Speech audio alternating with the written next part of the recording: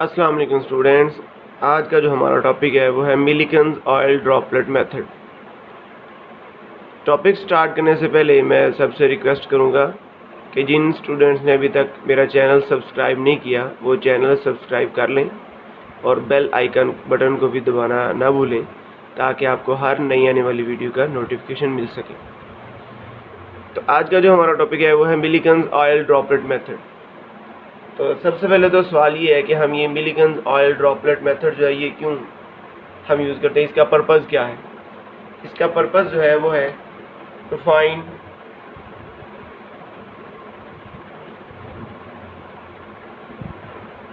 Charge on an electron. अगर हम थोड़ी सी हिस्ट्री इसकी देखें तो इससे पहले हमें E/m रेशो जो है ये पता है। जो इससे पहले अभी एक्सपेरिमेंटल एविडेंस हुए थे मिलिकन्स ऑयल ड्रॉपलेट मेथड से पहले, उनमें हमें E/m रेशो का जस्ट पता था, हमें एग्जैक्टली E या फिर मैस ऑन इलेक्ट्रॉन जो है ये नहीं पता। तो आज हम इंडिविजुअली इलेक्ट्रॉन के ऊपर चार्ज और उसका मैस जो है वो इससे डिटर्मिन करना जो है वो सीखेंगे कि वो किसके इक्वल है।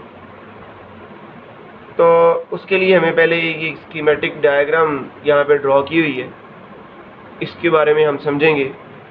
लेकिन इसको भी समझने से पहले मैं आपको एक इसका 3 डिमेंशनल जो व्यू है वो दिखाना चाहूँगा, वो ज़रा आप अभी पहले ये देख लें। A schematic of its experiment is shown here. It has an X-ray source placed over here and a high DC voltage source over here capable of providing potential difference ranging up to 10,000 volts. Over here is an atomizer for spraying oil into tiny droplets and a telescope over here to view the oil drop.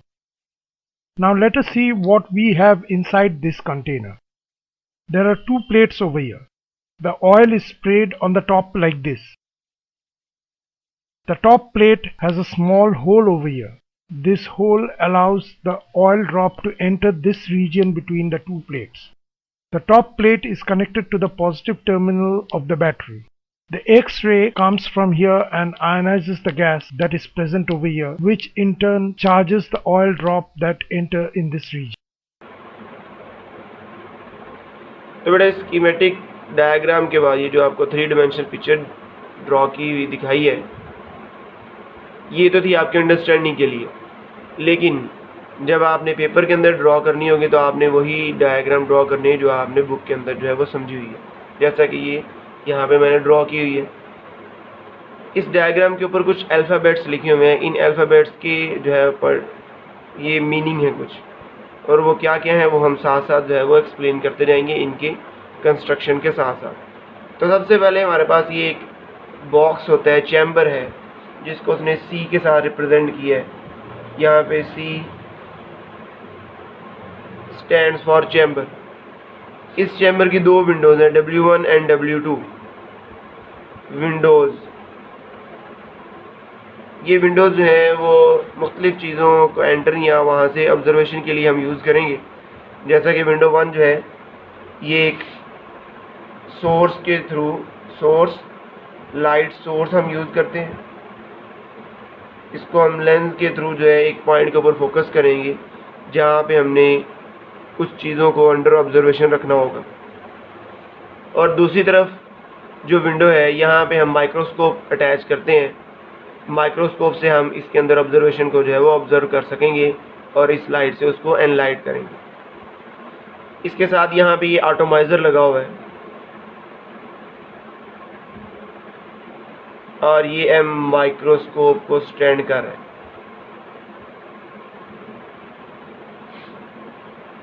इस chamber के अंदर ये दो plates हैं, एक positive plate है एक negative. इसको हमने एक्सटर्नल पोटेंशियल डिफरेंस के साथ अटैच किया हुआ है जो कि कंट्रोलेबल है।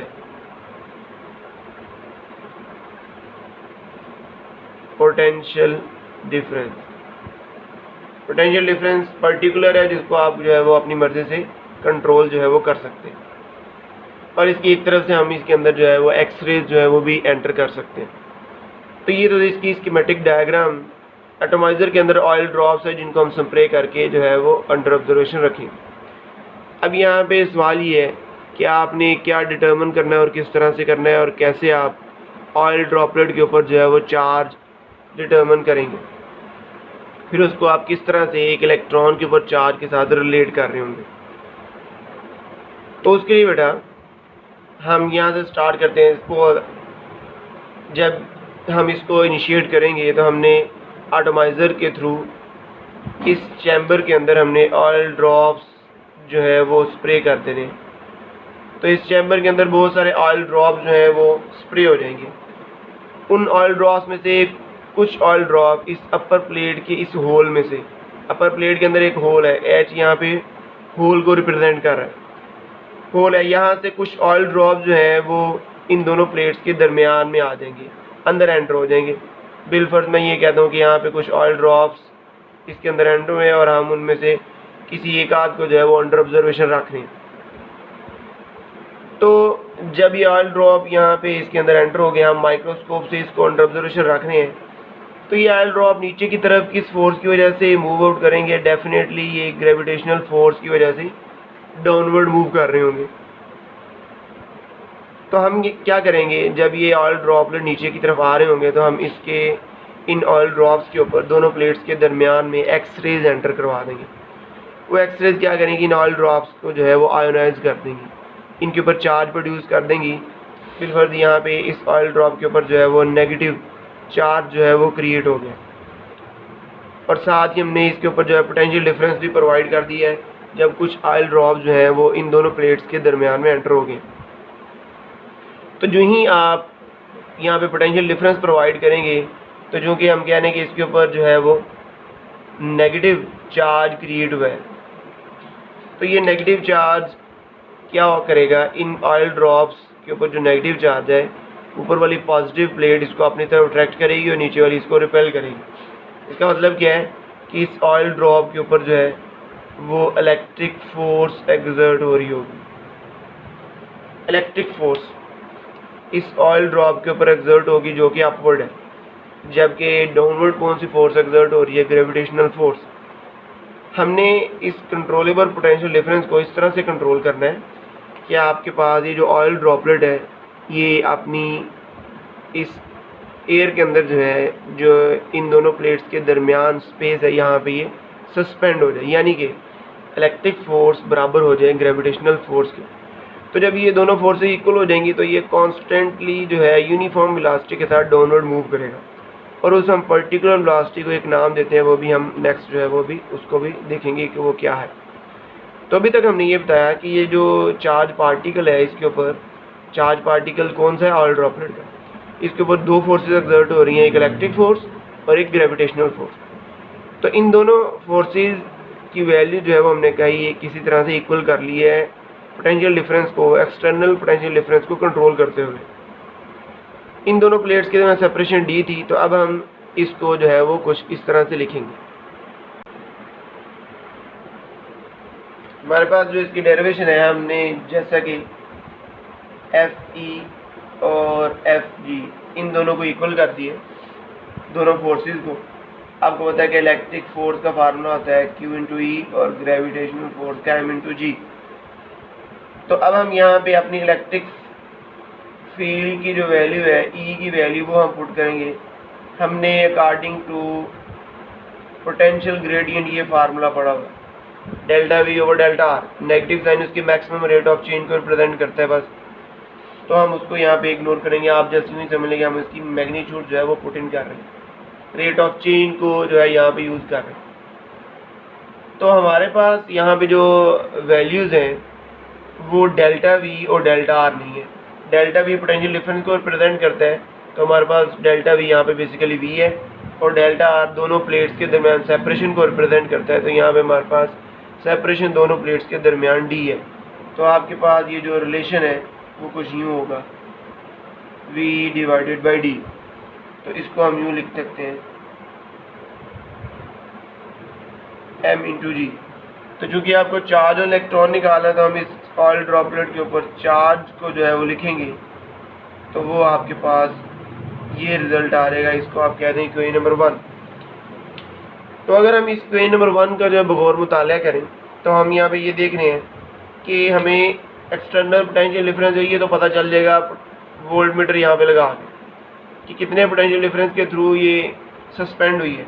और साथ ही हमें जी और डी, जी कांस्टेंट है और डी दोनों प्लेट्स के दरमियान सेपरेशन है, ये भी हमें जो है वो नोन होगी। तो एट द एंड हमें यहाँ पे mass of the oil droplet जो है ये अननोन है कि इस ऑयल ड्रॉपलेट का मैस कितना है। तो आपको ऑयल ड्रॉपलेट का मैस जो है वो रिक्वायर है। तो हम अब चार्ज की वैल्यू निकालने के लिए आपने mass of the oil droplet जो है ये डिटर्मिन करना है।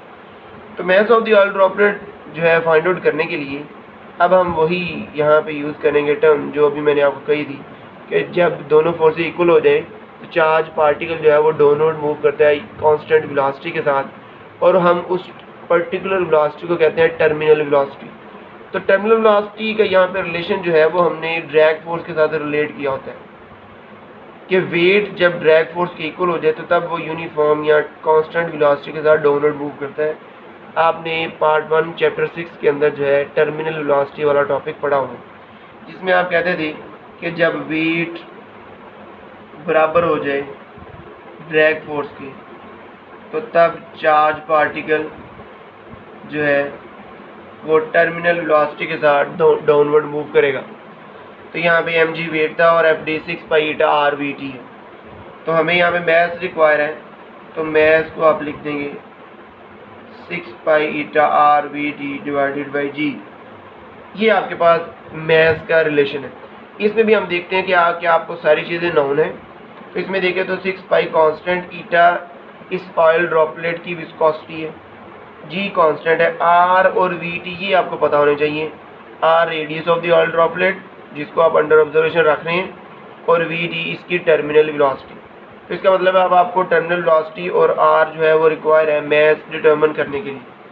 तो अब हम यहाँ पे मैस को फाइंड आउट करने के लिए आर और वी टी जो है इसको जांचेंगे ये कि किसके इक्वल है, एक आर और एक आपके पास है वी टी। अच्छा, अब हमने इन दोनों की वैल्यू जो है वो डिटर्मिन करनी है। इन दोनों की वैल्यू डिटर्मिन करने के लिए मैं यहाँ पे पहले वी टी के बारे में जो कुछ कहूँगा। वी टी आपके पास है टर्मिनल वेलोसिटी। टर्मिनल वेलोसिटी जो है इसको हम उसी तरह से डिटर्मिन करेंगे जिस तरह हम आम किसी भी बॉडी की जो है वेलोसिटी फाइंड आउट करते हैं by using s is equal to V T formula, equation of motion जिसको हम कहते हैं। तो ये क्योंकि पर्टिकुलर वेलोसिटी है इसको हम कह रहे हैं टर्मिनल वेलोसिटी। अभी आपने ये फार्मूला क्यों यूज़ किया और किस तरह से इस्तेमाल किया टर्मिनल वेलोसिटी निकालने के लिए। बिल्कुल हम माइक्रोस्कोप से इस ऑयल ड्रॉपलेट को देख रहे हैं और माइक्रोस्कोप के ऊपर आपको पता है कि पॉइंट्स लगे होते हैं। उन पॉइंट से हम देख सकते हैं कि ये पर्टिकुलर बॉडी जो है वो कितना डिस्टेंस जो है वो ट्रेवल कर रही है, या आपको यहाँ पे पॉइंट्स लगे होंगे। तो आप इस ऑयल ड्रॉपलेट का सपोज पहले यहाँ पे था ऑयल ड्रॉपलेट, हमारे पास स्टॉप वॉच है, हमने जब ऑयल ड्रॉपलेट यहाँ पे पहुँचा हमने स्टॉप वॉच ऑन कर दी। तो जो ही ऑयल ड्रॉपलेट ने कुछ पर्टिकुलर डिस्टेंस ट्रेवल किया जो आपके पास नोन था, तो आपने स्टॉप वॉच को स्टॉप किया। तो इस तरह आपने नोन डिस्टेंस और टाइम को नोट कर लिया। तो इस तरह आप टर्मिनल वेलोसिटी जो है वो फाइंड आउट कर सकते हैं इस फार्मूले के साथ। ये इक्वेशन नंबर 1 थी, इसको आप कह दें इक्वेशन नंबर 2, इसको आप कह दें इक्वेशन नंबर 3। तो अभी आपने टर्मिनल वेलोसिटी जो है वो डिटर्मिन की है by using by finding the distance of oil droplet with respect to their particular time। तो अब हम इसका रेडियस जो है वो डिटर्मिन करेंगे कि रेडियस हम इसका ऑयल ड्रॉपलेट का किस तरह से बताएं।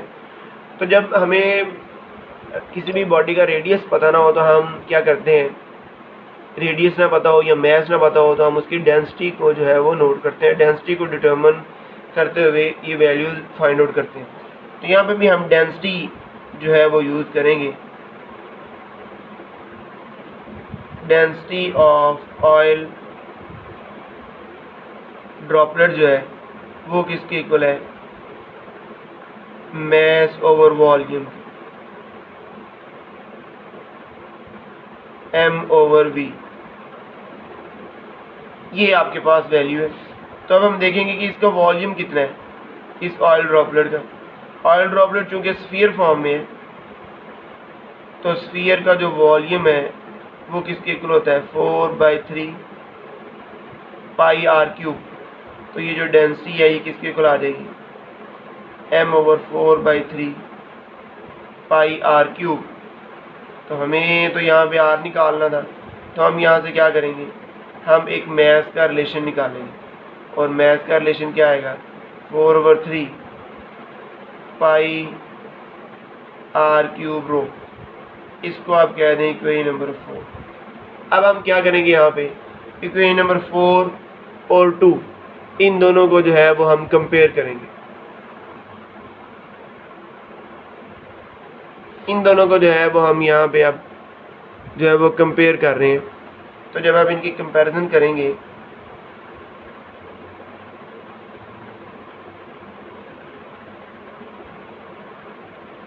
टू एंड 4, तो इन दोनों को कंपेयर करते हुए हम इक्वेशन लिखते हैं इधर 4 वाली इस तरफ है 6 pi eta R V T divided by G. तो यहाँ पे हम देखते हैं कुछ चीज़ें कैंसिल हो रही हैं, एक पाई कट जाएगा, ये भी कट जाएंगे, 2 * 4 2 3 6, एक आर की पावर कैंसिल हो जाएगी। तो आपके पास यहाँ पे रिमीन क्या रहेगा, इस तरफ देखें तो ये बच गया है 2/3 आर स्क्वायर रो, इधर बच गया 3 ईटा वी टी डिवाइडेड बाई जी। लेकिन हमने तो आर स्क्वायर सेपरेट करना है, आर रिक्वायर है, तो आर इक्वल आ जाएगा 9 ईटा वी टी ओवर 2 रो जी। हमें आर रिक्वायर है, तो ये तो आर स्क्वायर है, तो आर के लिए हम क्या करेंगे, इसका स्क्वायर रूट ले लेंगे 2 रो जी के। इसको आप कह दें इक्वेशन नंबर 5। तो ये आपके पास इक्वेशन नंबर 5 आ गई, आर आपने डिटर्मिन कर लिया। अब इसके बाद हम किस तरह से डेरिवेशन करते हुए क्यू की वैल्यू डिटर्मिन करेंगे। इसके बाद हमने जस्ट एक सेंटेंस लिखना है। वो सेंटेंस क्या होगा, उसके लिए हम कुछ यूँ लिखेंगे, by putting the value of R and V T in equation 2 we get the mass of oil droplet. By putting the value of R from equation 5 and Vt from equation 3 we get the mass of the oil droplet, and by putting this mass of oil droplet in equation 1 we get the charge on oil droplet which is suspended between these two plates। तो इस तरह आप oil droplet के ऊपर charge की value जो है वो मालूम कर लेंगे। अब यहाँ पे सवाल ये है कि इस ऑयल ड्रॉपलेट के ऊपर कितना चार्ज है, क्या 1 इलेक्ट्रॉन के बराबर है, 50 के बराबर है, 100 के बराबर है, कितने के बराबर था।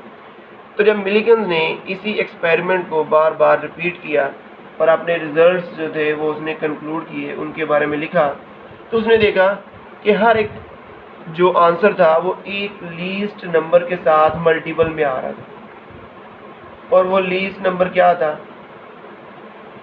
1.6 10⁻⁻19 कूलम, और इसके साथ कोई नंबर मल्टीप्लाई हो रहा था। हर एक में ये चीज़ कॉमन आ रही थी 1.6 10⁻⁻19। बिलफर्ज मैं यहाँ पे ये कहता हूँ कि पहली उसके पास वैल्यू आई थी 150 1.6 10⁻⁻19 कूलम, फिर कुछ वैल्यू आई इस तरह से 210 1.6 10⁻⁻19 कूलम, इसी तरह 180 1.6 10⁻⁻19 कूलम। तो इन सब रिजल्ट से उसने ये कंक्लूड किया कि जो सबसे लीस्ट कॉमन फैक्टर है इन सब रिजल्ट्स में, यही बेसिकली एक सबसे छोटे चार्ज पार्टिकल के ऊपर चार्ज होगा, और उसी को उसने कहा कि ये एक इलेक्ट्रॉन के ऊपर जो है चार्ज की वैल्यू है। अगर इसकी आपको यहाँ से भी समझ आए तो हम यूँ भी इसको एग्जाम्पल के तौर पे समझ सकते हैं कि जैसे 4 स्टूडेंट्स हैं, उनके पास कुछ रुपये हैं। मैं कहता हूँ कि पहले के पास 50 रुपये हैं, दूसरे के पास 100 रुपया, एक के पास 80 रुपये, एक के पास 40 रुपये। तो हर एक के पास सबसे लीस्ट कॉमन रुपये कितने होंगे। तो डेफिनेट अगर हम रुपये की बात करें तो सबसे लीस्ट कॉमन रुपये 1 रुपये है। तो जैसे हमने वहाँ पे सबसे लीस्ट कॉमन रुपये 1 डिफाइन किया है, तो इसी तरह हम यहाँ पे भी सबसे लीस्ट कॉमन चार्ज जो है वो हम क्या डिफाइन करेंगे 1.6 10⁻⁻19 कूलम। तो इस तरह यहाँ पे उसने कंक्लूड किया कि चार्ज ऑन एन इलेक्ट्रॉन वो किसके इक्वल है 1.6 10⁻⁻19 कूलम के बराबर। तो ये तो था आपका आज का लेक्चर, जिसमें हमने देखा कि how we can determine the charge on electron by using Millikan oil droplet method. इसमें हमने जो है इस स्कीमेटिक डायग्राम को एक्सप्लेन करते हुए जो है वो रिजल्ट फाइंड आउट किया। तो नेक्स्ट लेक्चर तक के लिए बेटा अल्लाह हाफिज़।